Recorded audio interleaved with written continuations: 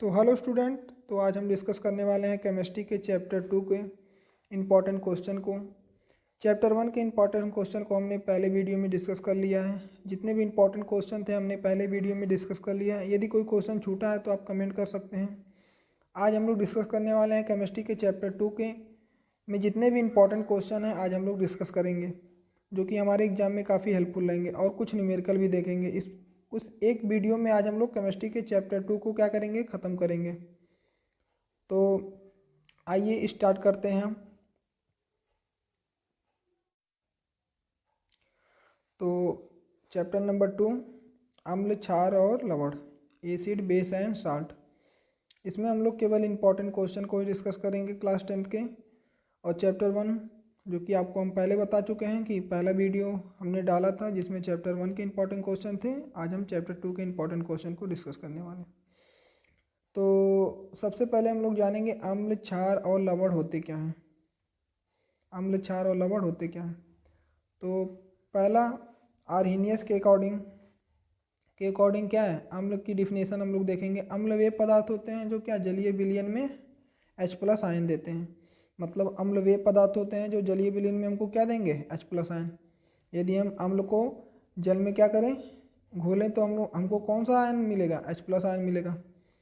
HCl HNO3 हमारे क्या है, अम्ल है। HCl HNO3 क्या है हमारे, ये सब अम्ल हैं, एसिड हैं। आर्हीनियस के अकॉर्डिंग है ये जो डिफिनेशन है किसके अकॉर्डिंग है, आर्हीनियस के अकॉर्डिंग। आर्हीनियस के अकॉर्डिंग अम्ल वे पदार्थ होते हैं जो जलीय विलयन में क्या देते हैं, H+ आयन देते हैं। एग्जाम्पल HCl HNO3 आदि। क्षार क्या होते हैं, क्षार वे पदार्थ होते हैं जो जलीय विलयन में क्या देते हैं, OH- आयन देते हैं। सॉरी यहाँ छूट गया है, जो हाइड्रोक्साइड आयन, ऊपर क्या था हाइड्रोजन आयन, और यहाँ क्या है OH- आयन, हाइड्रोक्साइड आयन देते हैं। तो क्षार वे पदार्थ होते हैं जो जलीय विलयन में क्या देते हैं हमको, OH- आयन देते हैं। एग्जाम्पल NaOH KOH, ये सब क्या हमारे क्षार हैं। तो बेस हमारा क्या है, जो जलीय विलयन में घुल करके कौन सा आयन देगा, OH- आयन देगा। एग्जाम्पल NaOH KOH, ये हमारा हो गया क्षार। ये आर्हीनियस के अकॉर्डिंग हमारा अम्ल और क्षार का परिभाषा हो गया। अब हम लोग देखेंगे ब्रांस्टेन लारी सिद्धांत के अकॉर्डिंग। अब हम लोग किसके अकॉर्डिंग देखेंगे, ब्रांस्टेन लारी सिद्धांत के अकॉर्डिंग अम्ल की क्या डिफिनेशन होती है और क्षार की क्या डिफिनेशन होती है। वो जो हमने ऊपर देखा था वो क्या था हमारा, जो हमने पहले देखा वो क्या हमारा आर्हीनियस के अकॉर्डिंग था अम्ल और क्षार की डिफिनेशन। अब हम लोग देखेंगे ब्रांस्टेन लारी द्वारा अम्ल और क्षार की डिफिनेशन। तो अम्ल क्या होते हैं, अम्ल वे पदार्थ होते हैं जो दूसरे को प्रोटॉन दे सकते हैं, अम्ल कहलाते हैं। अम्ल क्या होते हैं, वे पदार्थ होते हैं जो दूसरे को प्रोटॉन दे सकते हैं, अम्ल कहलाते हैं। इसलिए इन्हें प्रोटॉन दाता अम्ल कहते हैं। मतलब ब्रांस्टेन लारी ने अपना सिद्धांत दिया कि अम्ल और क्षार को हम इस तरीके से परिभाषित करेंगे कि अम्ल वे पदार्थ होते हैं जो दूसरे को प्रोटॉन दे सकते हैं, और क्षार वे पदार्थ होते हैं जो दूसरे से प्रोटॉन ले सकते हैं। तो इसलिए इन्हें क्या कहता है, ये प्रोटॉन क्या करते हैं, अम्ल प्रोटॉन को देते हैं, इसलिए इन्हें प्रोटॉन दाता अम्ल कहते हैं। इसलिए इसे क्या कहते हैं, प्रोटॉन दाता अम्ल। और हमारा क्षार क्या होता है, जो कि हमने पहले बता दिया है, ये प्रोटॉन ले सकते हैं, प्रोटॉन ले सकते हैं, इसलिए इन्हें क्या कहते हैं, प्रोटॉन ग्राही। प्रोटॉन ग्राही कहेंगे, क्या कहेंगे, प्रोटॉन ग्राही। क्या कहेंगे, प्रोटॉन ग्राही। तो क्षार वे पदार्थ होते हैं जो हमें क्या करते हैं, जो दूसरे पदार्थ से प्रोटॉन ले सकते हैं, इसलिए क्या कहते हैं, प्रोटॉन ग्राही कहते हैं, प्रोटॉन ग्राही। तो क्षार वे पदार्थ होते हैं जो दूसरे पदार्थों से प्रोटॉन ले सकते हैं, तो इन्हें प्रोटॉन ग्राही कहेंगे। और अम्ल वे पदार्थ होते हैं जो दूसरे को प्रोटॉन दे सकते हैं, तो इसलिए प्रोटॉन दाता कहते हैं। प्रोटॉन दाता अम्ल होता है और क्षार क्या होता है, प्रोटॉन ग्राही होता है। तो ये किसके अकॉर्डिंग था, ब्रांस्टन लारी के अकॉर्डिंग। आर्हीनियस के अकॉर्डिंग क्या था, जो H+ आयन देगा वो क्या हो जाएगा, अम्ल, और जो OH- आयन देगा वो क्या हो जाएगा हमारा क्षार। और ब्रांस्टन लारी ने क्या बताया है कि जो क्या प्रोटॉन को दे सकते हैं उसे अम्ल कहेंगे, और जो प्रोटॉन को ले सकते हैं उन्हें क्या कहेंगे, क्षार। अब हम लोग देखेंगे लवण। लवण क्या होता है, साल्ट। लवण क्या होता है, साल्ट। तो लवण वो होता है जो अम्ल और क्षार का मिश्रण होता है। तो किसी अम्ल व क्षार की उदासीनीकरण अभिक्रिया के फलस्वरूप लवण का निर्माण होता है। लवण का फॉर्मेशन कब होता है? जब अम्ल और क्षार मिलते हैं तो उनके अभिक्रिया के फलस्वरूप क्या बनता है? साल्ट बनता है, लवण बनता है। जैसे NaCl, KNO3, ये हमारे क्या हैं? लवण है, साल्ट है। अब हम लोग देखेंगे अम्ल तथा क्षारकों की प्रबलता। सॉरी यहाँ दिख नहीं रहा आप लोगों को दिख नहीं रहा होगा, लेकिन हम बोल दे रहे हैं अम्ल तथा क्षारकों की प्रबलता। इसमें देखेंगे प्रबल अम्ल, दुर्बल अम्ल, ठीक है, प्रबल क्षार, दुर्बल क्षार, इस तरीके से हम लोग देखेंगे। तो पहले देख लेते हैं थ्योरी क्या है। जिन अम्लों तथा क्षारों की क्या है? आयनन की मात्रा क्या होती है? अधिक होती है, उन्हें प्रबल अम्ल तथा प्रबल क्षार कहते हैं। मतलब जिसमें आयनन की मात्रा अधिक होगी उन्हें प्रबल अम्ल कहेंगे, उसमें आयनन की मात्रा अधिक होगी तो क्या होगा? प्रबल क्षार हो जाएगा। ये हमारे इम्पॉर्टेंट है, जो आपको MCQ में भी देख सकते हैं। MCQ में आपको इस तरीके से दे देगा, बोलेगा कि इसमें प्रबल अम्ल क्या है, प्रबल क्षार क्या है, दुर्बल अम्ल क्या है और दुर्बल क्षार क्या है। तो प्रबल अम्ल HCl, H2SO4 और HNO3 हमारा क्या है? प्रबल अम्ल HCl, H2SO4 और HNO3। दुर्बल अम्ल क्या है? H2S, HCN और CH3COOH। क्या हमारी दुर्बल अम्ल क्या है? H2S, HCN और CH3COOH। प्रबल क्षार क्या है? NaOH, KOH। प्रबल क्षार क्या है? NaOH और KOH। दुर्बल क्षार क्या है? NH4OH। दुर्बल क्षार क्या है? NH4OH। तो ये हमारे थे प्रबल अम्ल और प्रबल क्षार। आपको इन MCQ में ये आपको ये क्वेश्चन देखने को मिलेंगे, जो कि काफ़ी हेल्पफुल हैं आपको। अब हम लोग देखेंगे pH क्या होता है। pH मान क्या होता है? pH वैल्यू क्या होता है? तो हाइड्रोजन आयन के मोल प्रति लीटर के सांद्रण में ऋणायन लघुगणक को क्या कहते हैं? pH कहते हैं। हाइड्रोजन आयन में मोल प्रति लीटर में सांद्रण के ऋणात्मक लघुगणक को, मतलब हाइड्रोजन आयन में पर मोल लीटर में, 1 लीटर के मोलों में जितने भी ऋणात्मक लघुगणक होते हैं उसे क्या कहते हैं? pH कहते हैं। तो और इसका ये देख लीजिए आप लोग फार्मूला, pH बराबर -log H plus ion, pH बराबर log 1/H प्लस आयन। तो डिफिनेशन तो आप लोग को नहीं पूछेगा, लेकिन इस टाइप को आपको दे देगा MCQ में कि pH बराबर क्या होता है। लेकिन इसका यूज थ्योरी में ज़रूर पूछ लेगा कि दैनिक जीवन में pH का यूज क्या है। तो पहला क्या हमारी पाचन यंत्र में pH का क्या कार्य है। तो थ्योरी हम लोग देखते हैं। हमारे पाचन यंत्र में pH का कार्य बहुत महत्वपूर्ण होता है। ये शरीर के अमाशय में उत्पन्न होने वाली क्या HCl होती है। जो हमारे शरीर में उत्पन्न होता है वो क्या होता है? HCl, जिसका pH वैल्यू क्या होता है? 1.2 होता है।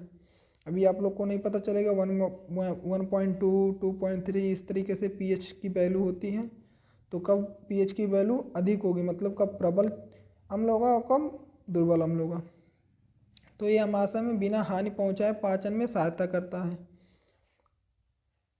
क्या करता है? बिना हानि पहुंचाए।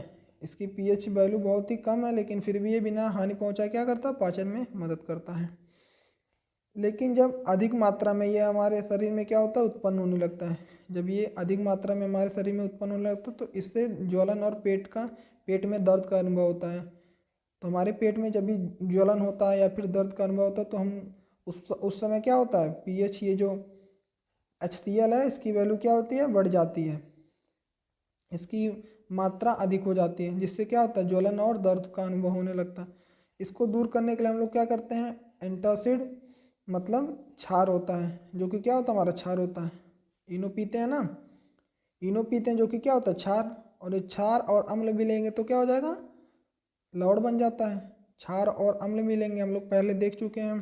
क्षार और अम्ल मिलने से क्या बनता है? लवण। तो जब दोनों का जब ज़्यादा मात्रा में अम्ल हो जाता है तो हम लोग क्या करते हैं? क्षार का यूज करते हैं, जिससे क्या होता है? अम्ल की प्रबलता घट जाती है। दूसरा यूज देखेंगे दैनिक जीवन में pH का यूज। दंत क्षय, दांतों में pH का यूज किस तरीके से होता है। हमारे दांतों में एक कठोर पदार्थ क्या होता है? कैल्शियम फास्फोरस की परत होती है, जिसमें क्या इनेमल होता है, जिसे क्या कहते हैं? इनेमल कहते हैं। यह शरीर का सबसे कठोर पदार्थ होता है। हमारे मुंह में जो कैल्शियम फास्फोरस का जो परत होता है वो क्या होता है, वाइट कलर का, वो इनेमल कहते हैं उसे, बहुत कठोर पदार्थ है। हमारे मुंह के पीएच वैल्यू कितनी होती है, 5.5 से कम होने पर। हमारे मुंह में पीएच की वैल्यू क्या होती है, 5.5 से कम होने पर क्या होता है, इनेमल का संक्षारण होता है। मतलब यदि 5.5 से पीएच वैल्यू कम होने लगा, क्या होने लगा, पीएच वैल्यू कम होने लगा, तो क्या होता है, उस इनेमल का जो कैल्शियम फास्फोरस की जो परत हो क्या होती है, उसका संक्षारण होने लगता है। तो भोजन के पश्चात संक्षारण मतलब क्या होता है, हानि पहुंचाने लगता है, हमको हानि होने लगती है, नुकसान होने लगता है, उसका क्षरण होने लगता है। के पश्चात क्या होता है, खाद्य पदार्थ इसकी अम्लता को बढ़ा देते हैं, जिससे क्या धीरे धीरे इसका संक्षारण होने लगता है।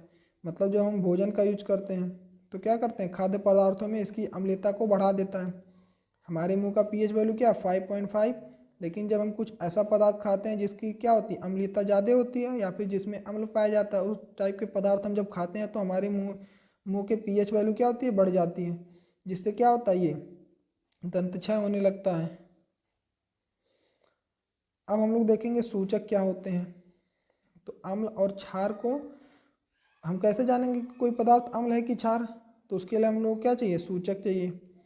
तो सूचक वे पदार्थ होते हैं जो जिनकी क्या अम्लीय विलयन में एक रंग तथा क्षारीय विलयन में दूसरा रंग होता है। पीएच के उचित परिवर्तन करने पर इनके रंग में परिवर्तन हो जाता है।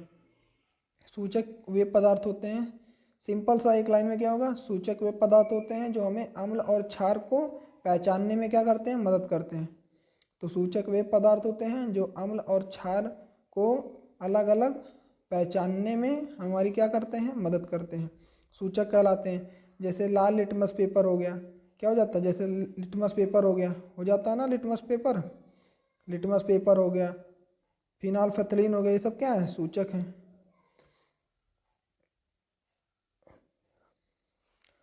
ये ग्राफ आप लोग देख सकते हैं, पीएच का एक ग्राफ है, ये क्या हमारा पीएच का एक ग्राफ है। बीच में क्या होता है, 7 और जीरो से लेकर के कहाँ तक होता है, 14 तक। जीरो से लेकर कहाँ तक होगा, 14 तक। जीरो से लेकर हमारा क्या होगा, 14 तक। आप लोग एरो भी देखेंगे, तीर का एरो इधर आएंगे तो क्या होगा, क्षारीय शक्ति बढ़ता है। मतलब जब हम 7 से बढ़ेंगे, 7 से क्या होंगे, बढ़ेंगे 7 8 9 10, इस तरीके से जब बढ़ेंगे तो क्या होगा, क्षारीय शक्ति बढ़ता है। क्या होगा, क्षारीय शक्ति बढ़ता। और जब 7 से हम लोग ऊपर जाएंगे, 7 से क्या करेंगे, ऊपर जाएंगे, मतलब 6 5 4 घटेगा, तो क्या होगा, अम्लीय शक्ति बढ़ेगा। 7 क्या होता है हमारा, उदासीन, जो कि ना हमारा अम्ल होता है और ना क्षार होता है। लेकिन जब हम 7 से ऊपर जाएंगे तो क्या होगा, अम्लीय शक्ति बढ़ेगा, और जब क्षार मतलब 7 से नीचे आएंगे तो क्या होगा, हमारा क्षारीय शक्ति बढ़ेगा। तो इस तरीके से हमारा ये हो गया हमारा ग्राफ। ठीक है, जीरो से कहाँ तक होता है, 14 तक, जीरो से 14 तक ग्राफ होता है। और उसमें क्या होता है, 7 हमारा क्या होता है, उदासीन। 7 से ऊपर जाएंगे तो हमारा क्या हो जाएगा, अम्लीय गुण बढ़ेगा, और 7 से नीचे आएंगे तो क्या हो जाएगा, क्षारीय गुण बढ़ेगा। तो ये हमारा था ग्राफ। आइए नेक्स्ट क्वेश्चन देखते हैं हम लोग। पीएस से रिलेटेड हम लोग क्वेश्चन देखेंगे, पीएस से रिलेटेड क्वेश्चन देखेंगे जो कि काफ़ी हेल्पफुल रहेंगे एग्जाम में। या आपको थ्योरेटिकल में आपको ये दे देगा क्वेश्चन, बोलेगा कि find the value of pH, मतलब पीएच की वैल्यू फाइंड करना है। तो कैसे फाइंड करेंगे हम, फार्मूला आप लोग देख सकते हैं, H प्लस आयन बराबर क्या होता है, 10⁻⁻pH। इस तरीके से आपको यदि H की वैल्यू दे दें तो हम कैसे फाइंड करेंगे, H बराबर क्या होगा, 10⁻⁻pH। जलीय विलयन में इनका गुणनफल क्या होता है, जलीय विलयन में गुणनफल क्या होता है, OH माइनस आयन और H plus ion. OH minus ion और H प्लस आयन बराबर क्या होता है, 1 × 10⁻⁻14 मोल पर लीटर। ये फार्मूला, ये दोनों फार्मूला आप लोग याद रखेंगे, दोनों फार्मूला याद रखेंगे, न्यूमेरिकल सॉल्व करने में ये हेल्पफुल रहेगा। तो पहला क्वेश्चन क्या कह रहा है, एक विलयन में हाइड्रोजन आयन मतलब H plus ion, hydrogen ion मतलब H प्लस आयन, और हाइड्रोक्साइड आयन मतलब OH माइनस आयन। ठीक है, H प्लस आयन मतलब क्या, हाइड्रोजन आयन, और OH माइनस आयन मतलब हाइड्रोक्साइड आयन। तो क्या कह रहा है इसमें, एक विलयन में H प्लस आयन मतलब हाइड्रोजन आयन का सांद्रण क्या, 10⁻⁹ है तो pH निकालना है। तो फार्मूला क्या होता है, H प्लस आयन बराबर क्या होता है 10⁻⁻pH, और 10 की वैल्यू हमारी क्या है, 10 की वैल्यू क्या है 10⁻⁹ बराबर क्या 10⁻⁻pH। जो जब दोनों की तुलना करेंगे तो क्या होगा pH बराबर 9, pH बराबर क्या आ जाएगा 9। आप लोग देख सकते हैं यहाँ पे H बराबर क्या होता है, ये क्वेश्चन में हमारे दिया, सूत्र क्या होता है, ये हमारा फार्मूला होता है। H प्लस आयन बराबर 10⁻⁻pH, H की वैल्यू हमने रख दिया 10⁻⁹। देखिए बेस सेम रहता है तो हम क्या करते हैं पावर की तुलना कर देते हैं। तो -9 बराबर -pH, माइनस माइनस कट गया, pH बराबर क्या आ गया 9। अब आप लोग बताइए ग्राफ में जो हमारा था 7 से ऊपर है और 7 से नीचे है, क्या 7 से ज़्यादा है कि 7 से कम है, तो 7 से ज़्यादा है तो मतलब क्या क्षारीय है, 7 से ज़्यादा रहेगा तो क्या हो जाएगा क्षार, और 7 से कम रहेगा तो अम्ल।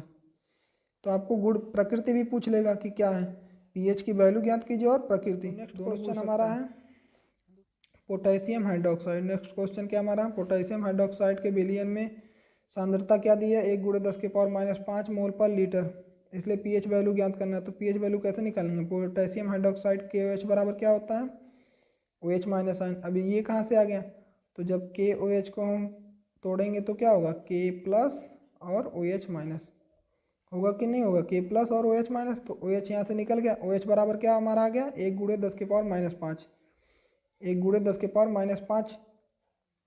अब हम क्या करेंगे, फार्मूला हमारा क्या है H plus ion OH minus ion बराबर क्या 1 × 10⁻⁻14 मोल पर लीटर।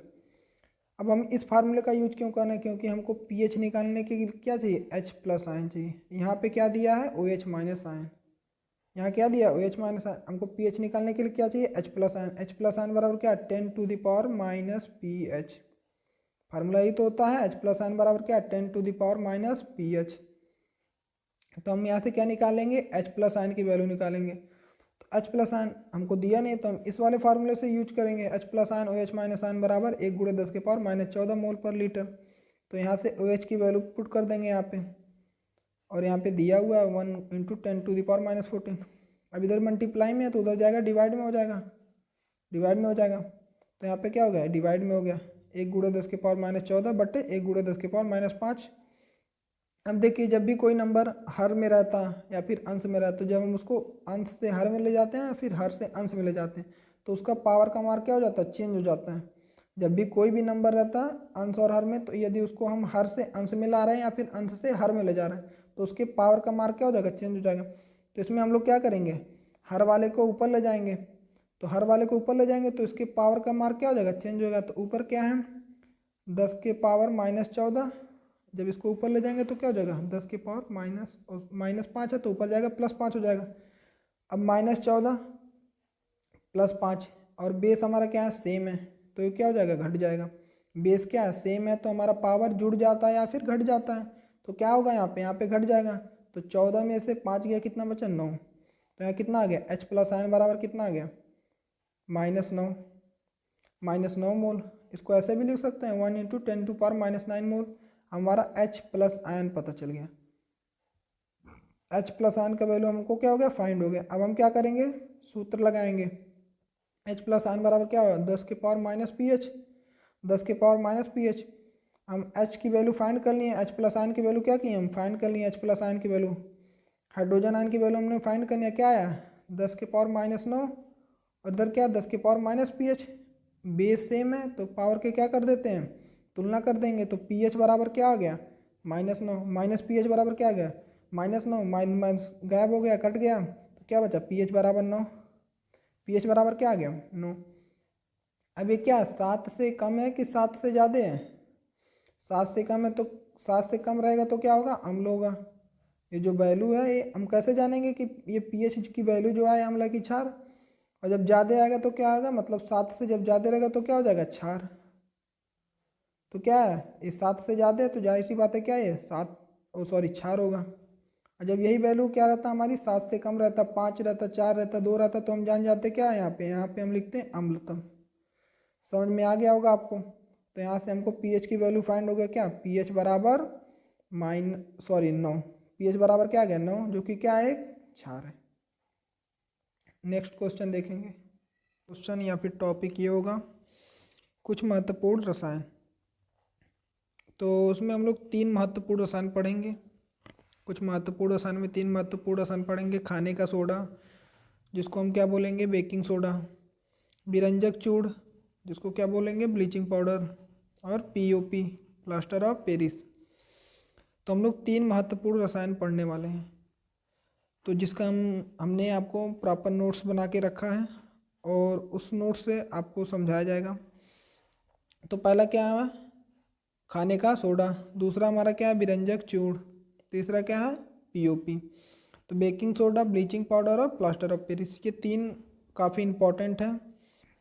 जिसको आपको दे देगा, इसके बनाने की विधि पूछिए, इसका फार्मूला बताइए, बेकिंग सोडा का फार्मूला बताइए, ब्लीचिंग पाउडर का फार्मूला बताइए, इसका रासायनिक सूत्र बताइए। ठीक है, इस तरीके से आप लोग पूछ लेगा। या फिर दे देगा कि बेकिंग सोडा का रिएक्शन बताइए, बेकिंग सोडा कैसे बनाते हैं, इस तरीके से विरंजक चूड़ कैसे प्राप्त करेंगे हम, पीओपी कैसे प्राप्त करेंगे।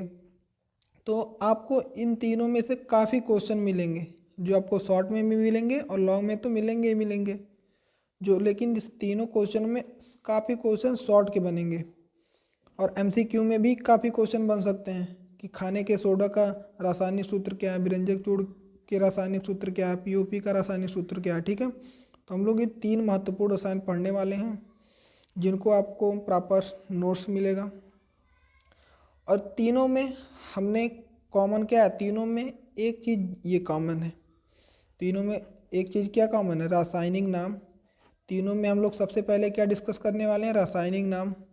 दूसरा क्या डिस्कस करने वाले हैं, अणुसूत्र, कि उसका अणुसूत्र क्या है। जैसे हम लोग ब्लीचिंग पाउडर का पढ़ेंगे तो ब्लीचिंग पाउडर का रासायनिक नाम क्या है, ब्लीचिंग पाउडर का अणुसूत्र क्या है, और ब्लीचिंग पाउडर हम कैसे बना सकते हैं, उसकी विधियों को वर्णन करेंगे, उसका गुणधर्म क्या है, उसका क्या क्या गुण है, उसके बारे में हम लोग पढ़ेंगे। और 5वां क्या आएगा हमारा, उपयोग। तो 5 टॉपिक में हम लोग क्या करेंगे, एक रसायन को हम लोग इंड करेंगे। तो पहला क्या हो जाएगा हमारा, रासायनिक नाम क्या होगा, दूसरा अणुसूत्र, तीसरा बनाने की विधि, चौथा गुणधर्म और 5वां उपयोग। तो ये 5 क्वालिटी हम एक रसायन में पढ़ेंगे। ठीक है, तो पहला क्या पढ़ेंगे, रासायनिक नाम, दूसरा अणुसूत्र, तीसरा बनाने की विधि, चौथा गुणधर्म और 5वां उपयोग। तो तीनों में हम ये 5 चीज़ हमारा क्या रहेगा, कॉमन रहेगा। तो आइए स्टार्ट करते हैं।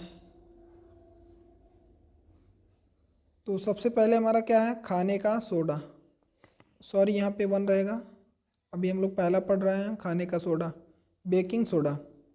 हम लोग क्या पढ़ रहे हैं, अभी फर्स्ट वाला क्या पढ़ रहे हैं, बेकिंग सोडा। हमने आपको बताया है कि सबसे पहले हम लोग क्या डिस्कस करेंगे, रासायनिक सूत्र, अणुसूत्र, बनाने की विधि, गुणधर्म और उपयोग। तो सबसे पहला क्या हमारा हेडिंग, रासायनिक नाम। तो खाने का सोडा या फिर बेकिंग सोडा का रासायनिक नाम क्या है, सोडियम बाई कार्बोनेट। इसका अणुसूत्र क्या है, NaHCO3। इसका अणुसूत्र क्या है, रासायनिक सूत्र क्या है, इसका फार्मूला क्या है, NaHCO3। तीसरा हमारा क्या है, बनाने की विधि। तीसरा हमारा क्या है, बनाने की विधि, हम लोग इसे कैसे बना सकते हैं। तो पहला प्रयोगशाला विधि। प्रयोगशाला में हम क्या करेंगे, सोडियम बाई कार्बोनेट को सोडियम कार्बोनेट के जलीय विलयन में कार्बन डाइऑक्साइड गैस प्रवाहित कर को बनाया जाता है। तो प्रयोगशाला में कैसे बनाया जाता है, सोडियम बाई कार्बोनेट को प्रयोगशाला में कैसे बनाया जाता है, सोडियम कार्बोनेट के जलीय विलयन में। यहाँ ध्यान दीजिएगा, सोडियम बाई कार्बोनेट को कैसे बनाएंगे, सोडियम बाई कार्बोनेट है, लेकिन हम लोग उसे कैसे बनाएंगे, सोडियम बाई कार्बोनेट को सोडियम कार्बोनेट के जलीय विलयन में कार्बन डाइऑक्साइड गैस प्रवाहित करके बनाया जाएगा।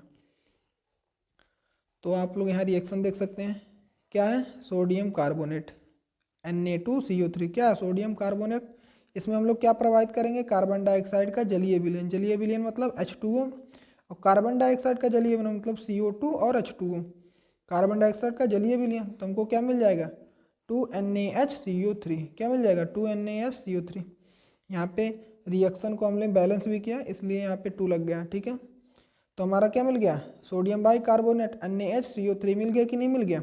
तो कैसे हमको मिला है, सोडियम कार्बोनेट के जलीय विलयन में हम लोग क्या किया, कार्बन डाइऑक्साइड गैस प्रवाहित करके हमें क्या मिल गया, सोडियम बाई कार्बोनेट। ये इसका हो गया रासायनिक सूत्र।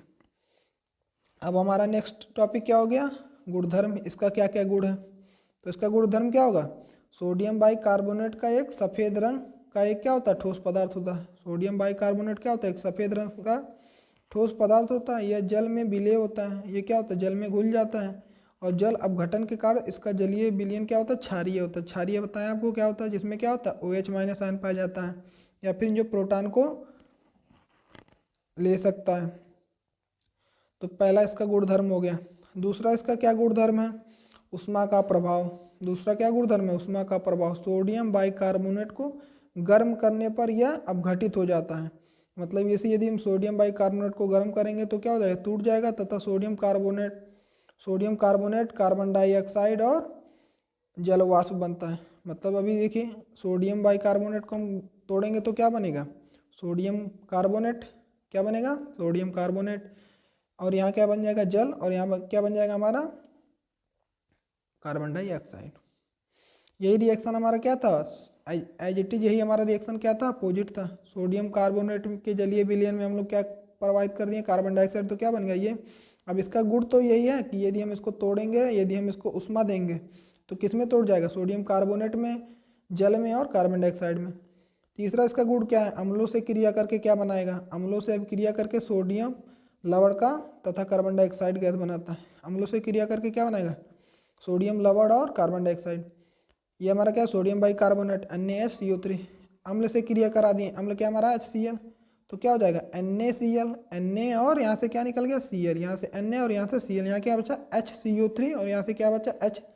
तो क्या हमारे मिलके बनी H2O, यहाँ से 2H तो H होगा, और यहाँ से O ले लिए तो क्या हो गया H2O, और क्या बचा CO2। तो ये हमारा हो गया। अम्ल से क्रिया करके क्या बनाएगा, सोडियम क्लोराइड, जो कि हमारा क्या है, सोडियम लवण है।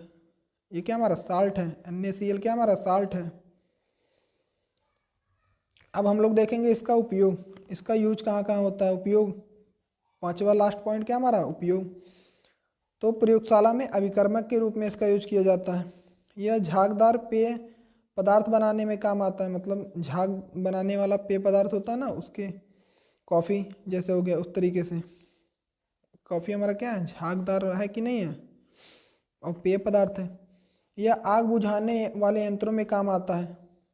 यह कच्चे दूध में मिलाकर दूध देर तक नहीं फटता। यदि कच्चे दूध में सोडियम बाइकार्बोनेट को मिला दिया तो क्या, दूध काफ़ी देर तक टिकता है। एंटीसेप्टिक के रूप में इसका प्रयोग किया जाता है। पेट की अम्लता को क्या करता है, ये दूर करता है। पेट की अम्लता को क्या करता है, ये दूर करता है। ब्रेड बनाने में इसका यूज किया जा सकता है। ब्रेड बनाने में भी इसका यूज कर सकते हैं। अब हम पढ़ेंगे नेक्स्ट। सेकंड हमारा क्या है, विरंजक चूड़। सेकंड हमारा क्या है, विरंजक चूड़। सॉरी यहाँ मिस प्रिंट हो गया, यहाँ 3 नहीं यहाँ 2। पहला हमारा क्या था, बेकिंग सोडा। अब दूसरा क्या है हमारा, विरंजक चूड़। इसमें भी हम लोग 5 हेडिंग से इसे खत्म करेंगे। पहला क्या है, रासायनिक नाम। दूसरा अणुसूत्र। तीसरा बनाने की विधि। और चौथा गुणधर्म। पांचवा उपयोग। तो सबसे पहले हम लोग क्या देखेंगे, इसका रासायनिक नाम। ब्लीचिंग पाउडर का रासायनिक नाम क्या है, विरंजक चूड़ का, calcium chloro hypochlorite. Calcium chloro hypochlorite. आप लोग बार बार इसे रीड करेंगे तो आपको दिमाग में ये फीड हो जाएगा, calcium chloro hypochlorite, calcium chloro hypochlorite. अब इसका अणुसूत्र हम लोग देखते हैं कि इसका अणुसूत्र क्या होता है। तो इसका अणुसूत्र क्या होगा, CaOCl2। इसका अणुसूत्र क्या होगा, CaOCl2। Calcium chloro hypochloride, calcium chloro hypochloride, CaOCl2। इसको बनाने की विधि क्या होगा, तो विरंजक चूड़ मतलब ब्लीचिंग पाउडर को क्या करेंगे, शुष्क बुझे हुए चूने से क्लोरीन गैस प्रवाहित कर देंगे। शुष्क बुझे हुए चूने में हम क्या प्रवाहित कर दें, क्लोरीन गैस Cl2। ये हमारा क्या है, CaOH का होल टू एच क्या है, शुष्क बुझा हुआ चूना है। मतलब ये क्या है हमारा, बुझा हुआ चूना। CaOH का होल टू एच क्या है, बुझा हुआ चूना। इसमें हम लोग क्या प्रवाहित कर दें, क्लोरीन गैस। तो क्या बन जाएगा हमको, कैल्शियम क्लोरो हाइपोक्लोराइट, विरंजक चूड़ प्राप्त हो जाएगा। और जल। इसके व्यापारिक मात्रा में बनने के लिए 2 विधियां हैं। मतलब ज़्यादा क्वांटिटी में बनाएंगे तो उसके 2 विधि हैं। पहला क्या है, हेजन-क्लेवर विधि। दूसरा क्या है, बैचमान विधि। तो आपको दोनों में से कोई एक विधि भी पूछ सकता है। पूछेगा कि हेजन-क्लेवर विधि द्वारा कैल्शियम क्लोरो हाइपोक्लोराइड मतलब विरंजक चूड़ कैसे बनाया जाता है, या फिर बैचमान विधि द्वारा विरंजक चूड़ कैसे बनाएंगे। तो सबसे पहले क्या हमारा, हेजन-क्लेवर विधि। इस विधि में क्या होता है, आप लोग थ्योरी देख लीजिएगा। इस विधि में क्या होता है, एक यंत्र होता है, इस संयंत्र में कई खोखले बेलन होते हैं जिनके बीच में क्या होते हैं, छड़ें लगी होती हैं जो बिडोलक का काम करते हैं। इन बेलनाकार का संबंध एक दूसरे से इस प्रकार होता है कि क्या, इनमें यदि एक में कोई मटेरियल या पदार्थ डाला जाए तो दूसरे में आसानी से पहुंच जाए, ठीक है, दूसरे में आ जा सके। और ऊपरी वाली बेलन में बुझा हुआ चूना डालते हैं। ऊपरी वाली बुझन में ऊपरी वाली जो बेलन है उसमें क्या करेंगे, बुझा हुआ चूना डालेंगे। अभी आपको समझ में नहीं आया, फिगर देखेंगे तो समझ में आ जाएगा। बुझा हुआ चूना डालेंगे, ठीक है। और नीचे वाले बेलन में क्या करेंगे, क्लोरीन गैस, क्योंकि गैस है, गैस को नीचे से डालेंगे तो ऊपर मिक्स होगा ना। गैस कहाँ होता है, नीचे से ऊपर जाता है, तो इसलिए हमको गैस को कहाँ से, नीचे से डालेंगे, नीचे से प्रोवाइड करेंगे, नीचे से क्लोरीन गैस प्रोवाइड करेंगे। बिडोलक को चालकों में क्लोरीन गैस बुझे हुए चूने के साथ क्रिया करके क्या बना देगा, ब्लीचिंग पाउडर। फिगर आप लोग देख सकते हैं, ये देखिए हमारा फिगर है, ये हमारा क्या है, बेलनाकार बिडोलक है। इसमें ये बिडोलक लगे हुए हैं, ये बेलनाकार हमारा है और ये क्या हमारा बिडोलक लगा हुआ है।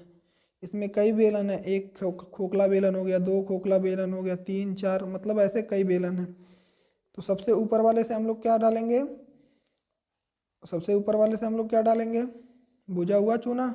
सबसे ऊपर से हम क्या डालेंगे, ऊपर हमने पढ़ा थ्योरी में, ऊपर से बुझा हुआ चूना डालेंगे, नीचे से क्लोरीन गैस। तो ऊपर से हम लोग यहाँ से क्या डालेंगे, बुझा हुआ चूना, यहाँ से क्या डालेंगे, बुझा हुआ चूना, बुझा हुआ चूना डालेंगे, नीचे से क्लोरीन गैस डालेंगे, नीचे से क्या करेंगे, क्लोरीन गैस प्रोवाइड करेंगे। तो हमको क्या मिलेगा, नीचे यहाँ से हमको क्या मिल जाएगा, ब्लीचिंग पाउडर।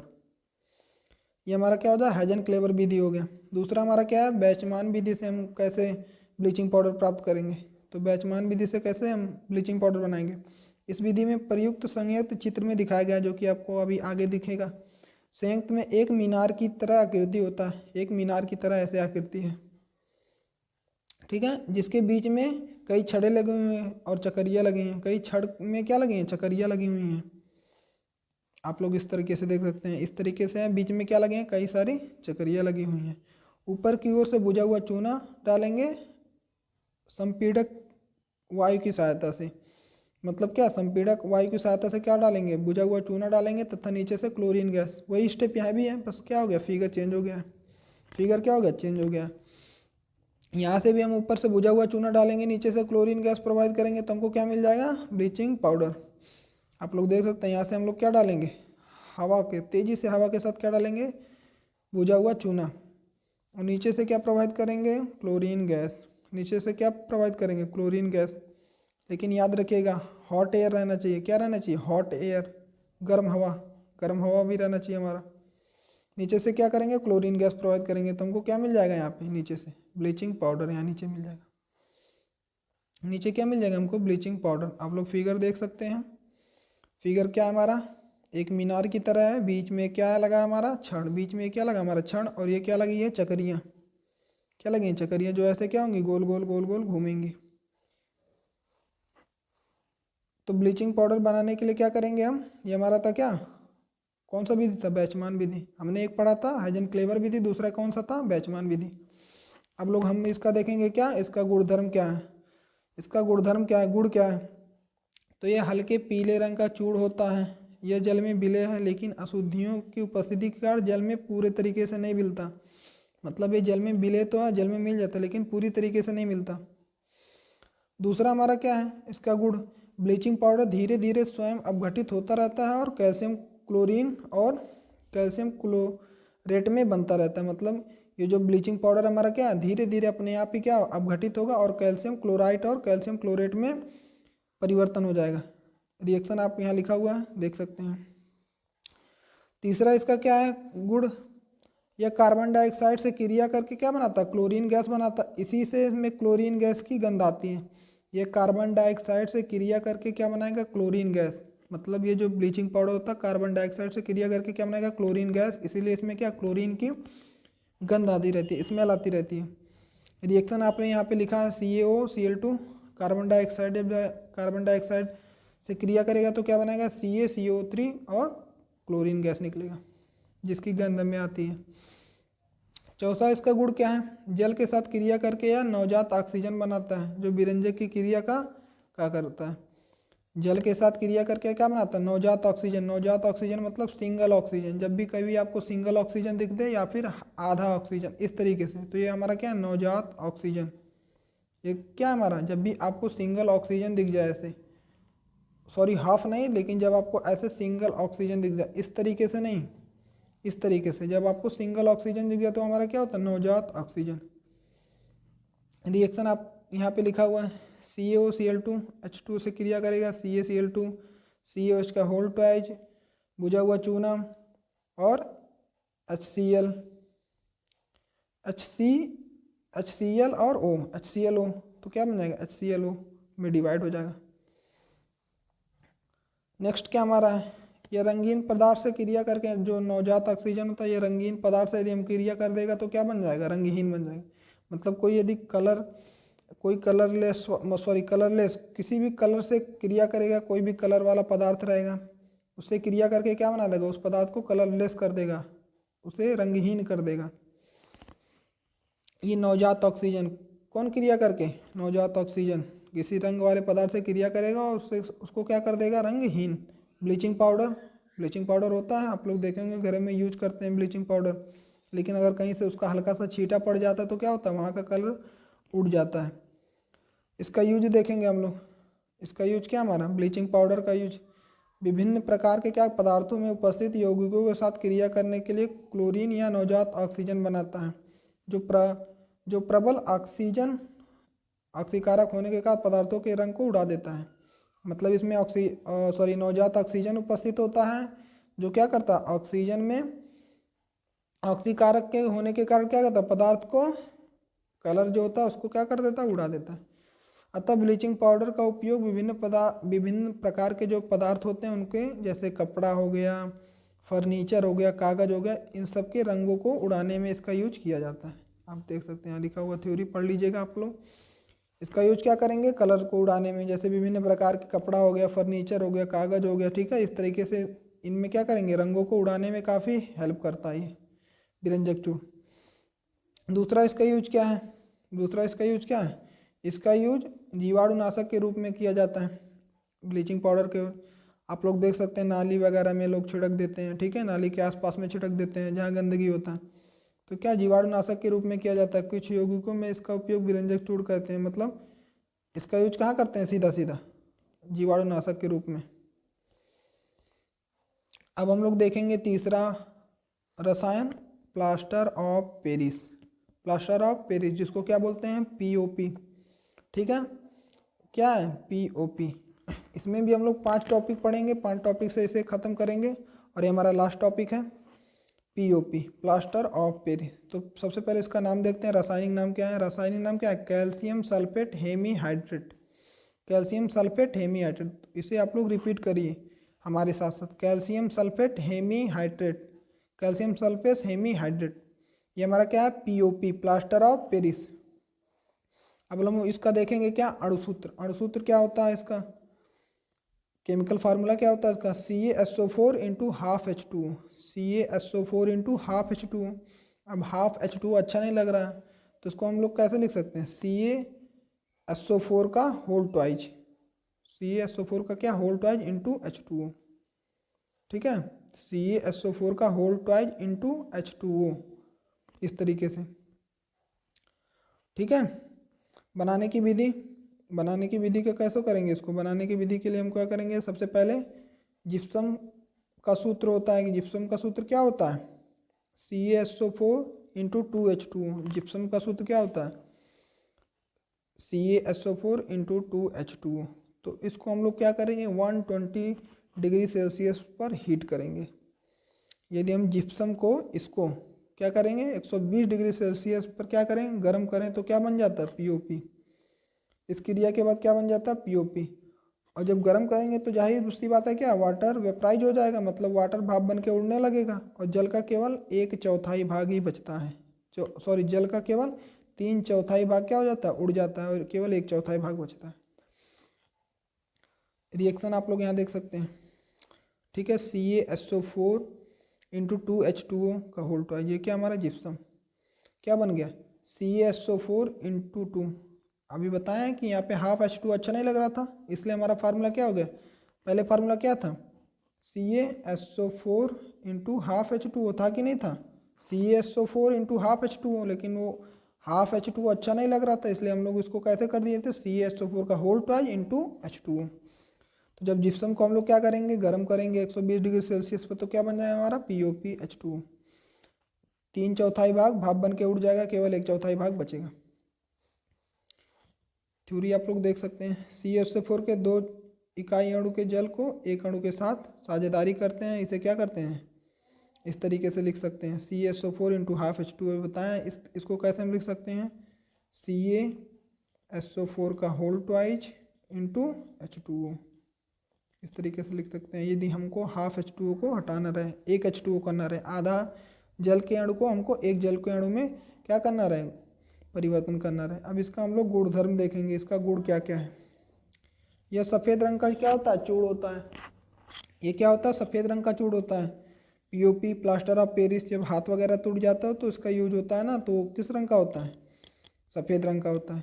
जल का प्रभाव, जल का प्रभाव क्या होता है, प्लास्टर ऑफ पेरिस जल को क्या करता है, सोख लेता है। प्लास्टर ऑफ पेरिस क्या, जल को बहुत तेज़ी से सोखता है और जिप्सम बना लेता है। क्या करता है, जिप्सम एक मतलब जिप्सम क्या है, एक हार्ड है, तो जब जल से क्रिया करेगा तो क्या बना लेगा, एक जिप्सम बना लेगा, जो कि क्या कड़ा होता है, बहुत हार्ड होता है। और यह पूरी क्रिया करके प्लास्टर ऑफ पेरिस का जमना कहता है। और इसे क्या है, जब पूरी तरीके से क्रिया कर रहा हो तो इसको क्या कहेंगे, प्लास्टर ऑफ पेरिस हो जाएगा, और इसका क्या हो जाएगा, जम जाएगा। जब कड़ा हो जाएगा तो क्या हो जाएगा, जम जाएगा, तो उसे क्या कहेंगे, प्लास्टर ऑफ पेरिस का जमना कहते हैं। प्लास्टर ऑफ पेरिस के जमने का यह गुण अत्यंत उपयोगी होता है। हाथ वगैरह टूट जाता है तो क्या होता है, उसका यूज होता है कि नहीं होता है, जब टाइट हो जाता है वो, पहले जब डॉक्टर उसको लेप लगाते हैं तो काफ़ी वो सॉफ्ट रहता है, लेकिन जब उस पर पानी पड़ता है, ठीक है, पानी पड़ने का मतलब ये नहीं कि पानी डाल दें, पानी पड़ने का मतलब जो हवा के संपर्क में आता है, एयर के संपर्क में आता है, तो क्या धीरे धीरे वो कड़ा होने लगता है। रिएक्शन इसका यहाँ पे लिखा हुआ है, CaSO4 का whole twice into H2O plus 3H2O, जब इसके साथ रिएक्शन करेगा क्या होगा, जल के साथ जिप्सम बना लेगा। अभी हम पढ़े हैं जिप्सम से हम लोग क्या बनाते हैं, POP, और जब ये जल से रिएक्शन कर लेगा तो फिर से क्या बना लेगा, जिप्सम। जिप्सम से हम लोग क्या बनाए थे, प्लास्टर ऑफ पेरिस, जब इसको 120 डिग्री सेल्सियस पर हीट किए थे तो, लेकिन फिर इसको हम जल से क्रिया करा देंगे तो क्या बन जाएगा, जिप्सम। उष्मा का प्रभाव क्या है, उष्मा का प्रभाव क्या है, प्लास्टर ऑफ पेरिस को 200 डिग्री सेल्सियस तक गर्म करने पर उसमें उपस्थित क्रिस्टल का जल निकल जाता है। मतलब यदि हमको 200 डिग्री सेल्सियस तक गर्म कर दें तो पहले जल का एक अणु बचता था या आधा अणु बचता था, अब वो पूरी तरीके से गायब हो जाएगा। तो क्या हो जाएगा, जब हम जिप्सम प्लास्टर ऑफ पेरिस को जब हम लोग गर्म करेंगे तो क्या होगा, 200 डिग्री सेल्सियस पर, तो जल का पूरा अणु निकल जाएगा, बचेगा क्या, कैल्शियम सल्फेट, CaSO4। CaSO4 क्या हो जाएगा हमारा, कैल्शियम सल्फेट। CaSO4 क्या है, कैल्शियम सल्फेट। और ज़्यादा गर्म कर दें, 400 डिग्री सेल्सियस पर अदम गर्म कर दें तो क्या हो जाएगा, कैल्शियम ऑक्साइड तथा सल्फर डाइऑक्साइड में टूट जाता है। यदि इसको हम 400 डिग्री सेल्सियस पे गर्म करने लगे तो क्या हो जाएगा, Ca2 calcium oxide, calcium oxide और सल्फर डाइऑक्साइड, कैल्शियम ऑक्साइड और सल्फर डाइऑक्साइड में क्या हो जाएगा, टूट जाएगा। यदि हम इसको कितने डिग्री सेल्सियस पे गर्म कर दें, 400 डिग्री सेल्सियस पे गर्म कर दें। इसका यूज देख लेते हैं। अस्पतालों में टूटी हड्डियों को जोड़ने के लिए अभी आपको बताएं, इसका यूज क्या करें, जब हड्डी वगैरह टूट जाता है तो इसका यूज करते हैं। प्लास्टर ऑफ पेरिस चढ़ाने के काम आता है। प्लास्टर ऑफ पेरिस POP खिलौना या मूर्तियाँ बनाई जाती हैं, ठीक है, इससे खिलौने और मूर्तियाँ भी बनाई जाती हैं। चौक के काम आता है, ठीक है, ये क्या है, चौक के काम आता है। कागज़ के कारखानों में इसका उपयोगी होता है, कागज़ के कारखानों में भी POP का यूज होता है। दांतों के फलसन मतलब मसाला बनाने में काम आता है। दांतों के मसाला बनाने में क्या मतलब, दांतों का जैसे जब डॉक्टर क्या होता है, दांत खराब हो जाता है, जब उसका डॉक्टर उसका कैप लगाता है या फिर मसाला सीधा सीधा टेम्परेरी या फिर अप्राकृतिक दांत बनाने में इसका काम होता है। तो हमारा क्या हो गया, ये 4-5 इसके यूज हो गए, ठीक है। पहला क्या था हमारा, डॉक्टर क्या कहता है, हाथ को जोड़ने के लिए यूज करता है, ठीक है। दूसरा क्या होता है, मूर्तियाँ बनाई जाती है। तीसरा चाक, कागज़ के कारखानों में दांत का प्लस्तर, दांत का प्लस्तर मतलब वही मसाला भरने में, ठीक है। सुने होंगे आप लोग कि इसमें क्या मसाला भरवाने जा रहे हैं, तो मसाला ये वाला मसाला नहीं, दूसरा मसाला, ठीक है, यही मसाला होता है, POP होता है वो, ठीक है, काफ़ी हार्ड हो जाता है जो। तो ये हमारा हो गया इसका यूज।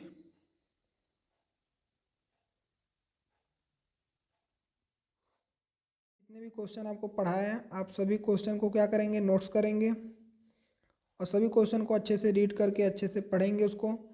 जितने भी क्वेश्चन आपको पढ़ाया गया, खासकर ये लास्ट के जो 3 क्वेश्चन थे, पहला क्या क्वेश्चन था हमारा, बेकिंग पाउडर हमारा था, दूसरा क्या था हमारा, प्लास्टर ऑफ पेरिस था, और तीसरा क्या था, ब्लीचिंग पाउडर। ये तीनों काफ़ी इंपॉर्टेंट होंगे आपके। लॉन्ग में भी तीनों से क्वेश्चन आ सकते हैं और शॉर्ट में तो आएंगे ही आएंगे, और एमसीक्यू में भी आपको क्वेश्चन दिखेंगे। तो आप सभी क्वेश्चन को नोट करेंगे। और ये था हमारे सेकंड चैप्टर के जितने भी इंपॉर्टेंट क्वेश्चन थे हमने आपको बताया है। आप सभी क्वेश्चन को नोट करके सभी क्वेश्चन को पढ़ेंगे, जो कि आपको एग्जाम में काफ़ी हेल्पफुल रहेंगे। तो thank you for watching and please subscribe for next video.